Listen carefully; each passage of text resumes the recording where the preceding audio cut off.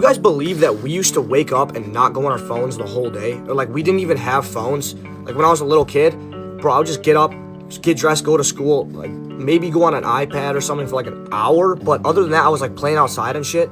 Now it's like you need a phone, bro, like to survive. And I low-key wish that it was like how it was back then, because it seems like every year as time goes on, the phone just gets more and more addicting. And I'm trying to lower my screen time. I'm gonna try to make it a goal. But it's just so hard, dude, because it's always so accessible. And, dude, it's just so distracting. But it's got to be one of the most slept-on addictions, because literally everyone in society is addicted to their phone. It's crazy. You scroll every day. I only have one question for you. Can you feel it yet? Can you feel your mind starting to slip away? Are you not as sharp as you used to be? Are things in the real world slightly less interesting now than they were a couple years ago? Is it hard to focus on things that aren't on a screen? I used to be in your shoes too, and the realization fucking horrified me. One of the defining moments I remember vividly for some reason is I was wearing a hoodie, right? And all of a sudden I thought, what shirt am I wearing underneath this hoodie? I couldn't even remember the t-shirt that I had put on this morning without lifting up my hoodie and looking. And then I realized this kind of thing has been happening to me a lot. I could scroll on my phone for hours and not remember a single video that I had watched. For hours and not remember one video. That is not good, and when I say it out loud, it sounds even more ridiculous. Thankfully, I'm doing a lot better now. I've taken multiple steps to prevent myself from doom scrolling. And I still use and enjoy social media sometimes, but I'm very intentional and very limited with my use. I use an app that makes it whenever I open up Instagram and TikTok, I have to decide how long I'm gonna be on the app before I even get to it. So if I wanna watch some Instagram Reels, before I even get to the Instagram app, I have to tell myself, I can only use this app for 5 minutes. And once that 5 minutes is up, the app will lock. If you wanna use the same app that I did, I'll put it in the caption. But look at me in my big blue eyes and tell me that after you watch this video, you're gonna take an actionable step to stop the scrolling, to stop the mind-numbing phone addiction that we all seem to have all of a sudden. Because you are a human being with a big, beautiful, intelligent brain inside your head. Don't let it go to waste. Life is too short to spend it staring at a screen. You need to do me a favor and think about you in 5 years. If you continue to do everything that you're doing right now, what are you scrolling for? What are you hoping to find? This doesn't seem like a big deal, but it's because everybody around you is doing it. And just because people are doing it doesn't make it right. You can put it in more extreme terms, such as think of slavery. Everyone was doing it, but that doesn't make it right. Look around you. There are so many people around you that have this idea of what they want in the future in their heads, and they think that they have time, and that's the issue. Time isn't definite. You don't know when you're gonna die, and that can be used amazingly. You don't have to have an exact knowing of how long that you have. You can use that to your advantage by going and going and going. Just go after what you want. Put your phone down and decide to have some discipline for yourself, have some self-respect, do something with your life, because you only get to have it once. The pain of getting up and doing something and putting down the phone and stopping procrastinating is so much less than looking back thinking that, wow, I really thought that I had more time. This is painful. I don't know what's coming next, and I'll never get to have that back again. To be honest, this hits like real deep, because a lot of people have an idea of what they will be in 5 years, but them in 5 years is like the outcome of every action they make from now until those 5 years, and they make no action towards what they want to be. So how are they just going to end up like just magically becoming whatever they want to be? You know what I mean? Because you're not taking any action towards it. You know what I'm saying? And also, like, being on the phone too much, it really is an addiction, but because like what she said, it basically is an addiction, but everybody does it, so it's so normalized, you know what I mean? And we don't feel like it's an issue, but in reality it really is. The phones have gone too far. The phones have gone too far. It's right here in our face, okay? Somebody made a video that were like, what's going to be the cigarettes of our generation? It's the phones. And we already know it, and that's why it's more embarrassing. Because I'm realizing as the years go by, this is almost something that as an 8-year-old, my parents would have been like, no, you can't. But I'm 24 and I still do. I know that it's bad. And you know how bad it is? I want you to think about it like this. The phone is a part of your brain. Okay? It's literally a space that you exist. like you have a bedroom and a bathroom and a kitchen and school and whatever. You have phone. You spend time in phone, and phone has different rooms, Instagram and TikTok. But the way that you behave in phone is mindless. You'll walk into your bedroom in real life, and then you'll leave and you'll go to a different room. But in phone, you walk into Instagram, and when you're done with it and you want something new, you sometimes you exit and then you click Instagram again. And you're like, oh wait, I was just here. Bro, I do that so often, and then I'm like, yo, am I tripping?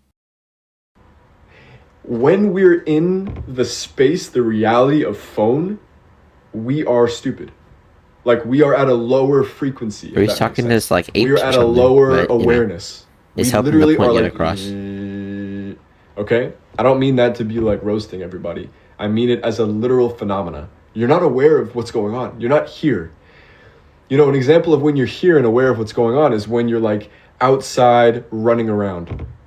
You got the blood flowing, the adrenaline, you got the sun in your, you know, the air, the sun. You're with friends, you're with people, that compared to being on your phone is crazy. And listen, the fact that we all spend like 5, 6, 7, 8 hours on the phone a day, it's almost reprehensible that this is still happening. And I'm saying this as somebody who relies on the phone for my livelihood, who loves making videos. I love certain parts of the phone. But it's like you're walking around, everybody's on it. You're waiting for the bus, everybody's on it. You're on the train, everybody's on it. You're waiting for class to start, everybody's on it. What are we missing out on? A lot. We're missing out on all the in-between moments. Yeah, like these are the moments that you can talk to people, meet new people, even just like observe things going on around you, you know what I mean? And it's just safer to have your like eyes up and looking around and stuff. Like, I'm cooking, it's on.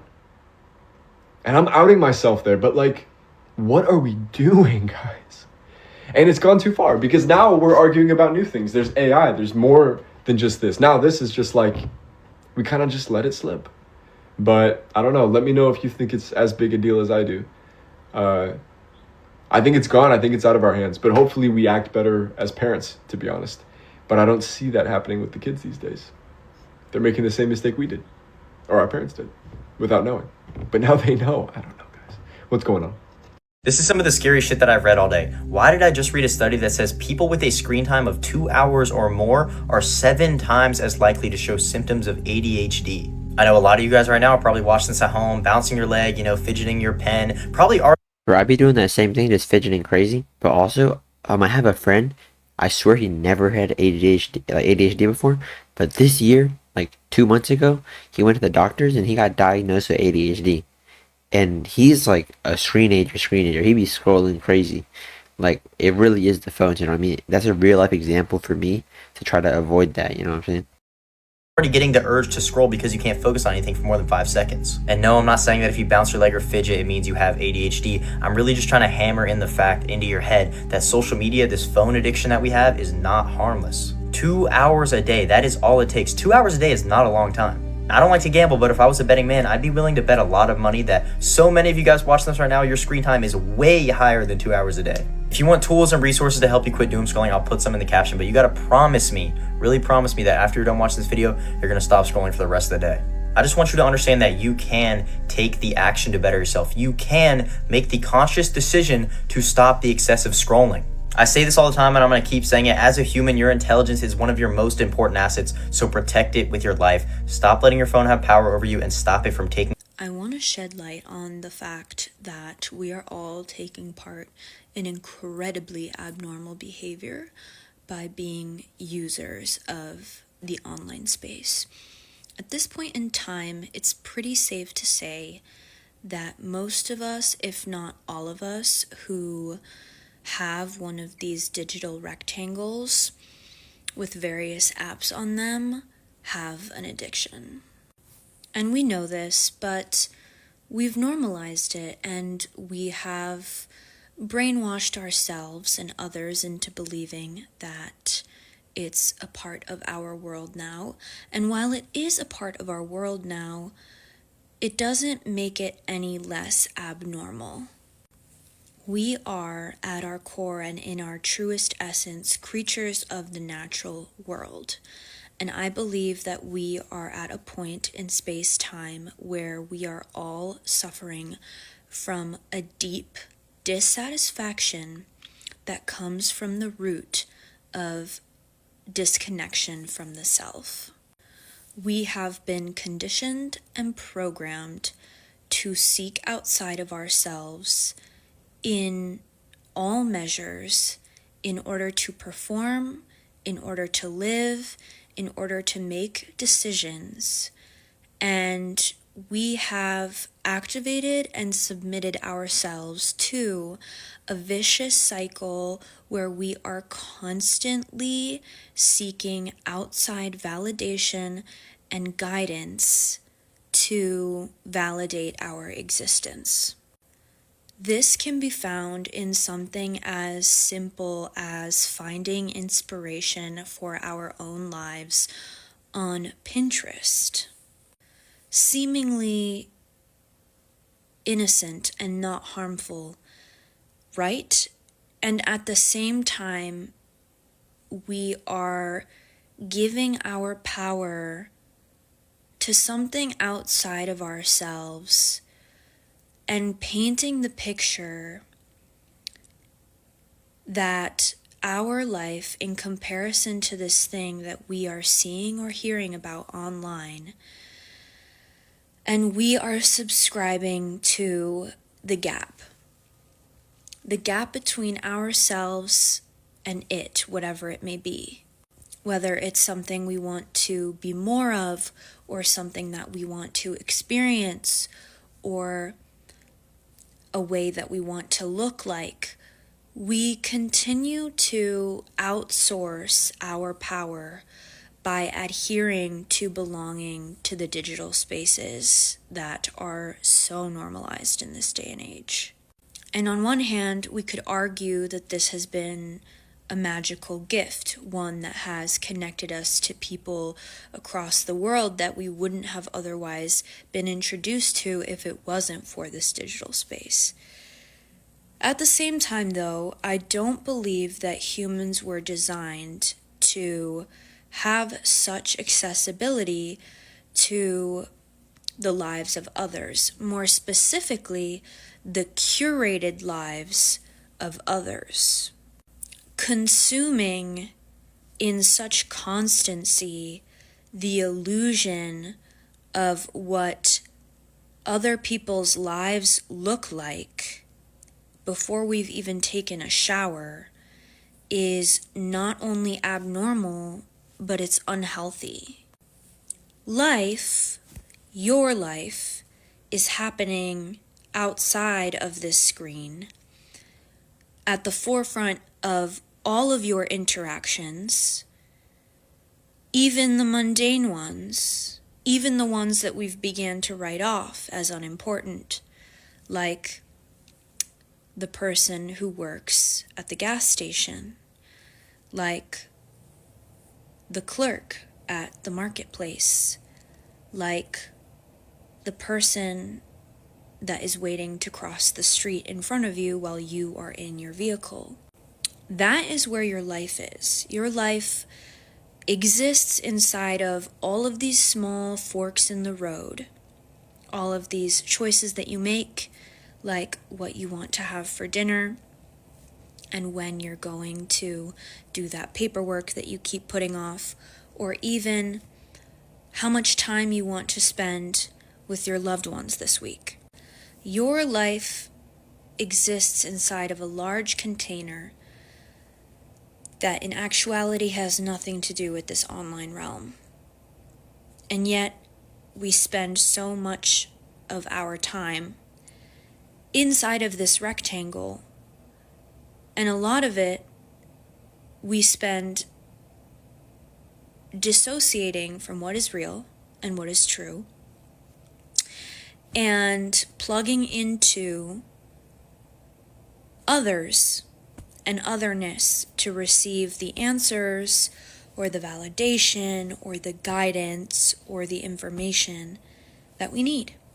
And I'm not here to write off the abundance of valuable knowledge and wisdom and heart that is being shared across these different platforms. But I am here to chime in just to say your life is happening exactly where you are. It's happening in the place that you run from when you reach for your phone, when you are bored and you don't know what to do next, when you feel unsatisfied in your afternoon and you don't know where to turn. That is where your life is happening. That is where your life is true. That is where you will extract any source of realness or genuine satisfaction. It is in the places that you are reluctant to look. It is in the spaces that sting a little. It is in the corners of your day-to-day that include giant question marks that you don't know how to turn into an exclamation point. And all of these things are so very healthy and nourishing and valuable to sit with and to be a part of. Your urgency, your eagerness, your curiosity, your insatiable hunger, thirst, and desire, these things have a place in the real world. They do. But as long as you continue to disconnect from them and plug into the idea that anything that you need or want must first be found outside of you, and that the easiest route, which just so happens to be grabbing for this device and clicking on the 3 or 4 apps in a circular rotation until you find something that gives you a hit of temporary satisfaction that only leaves you more hungry. A lot of it is smoke in the mirror, illusion, a facade, a construct, a heavily curated depiction of a projection that wants to be seen. It is the collective consciousness and their projection of who they want to be out in the world magnified on a little rectangular device. And it is not where we are going to reclaim our humanity. It is not where we are going to feel truly satisfied. It is not where life is happening. And you're not missing out if you spend time away from here. You are actually gaining your life back by percentages that are almost unexplainable to articulate here, because you are the source of everything that you are looking for. And when you spend enough time disconnected from that truth, you begin to believe that you can find it in places outside of yourself. And then the easiest place that you think you can find it becomes this thing that is not even real, that was created to distract you from what is real.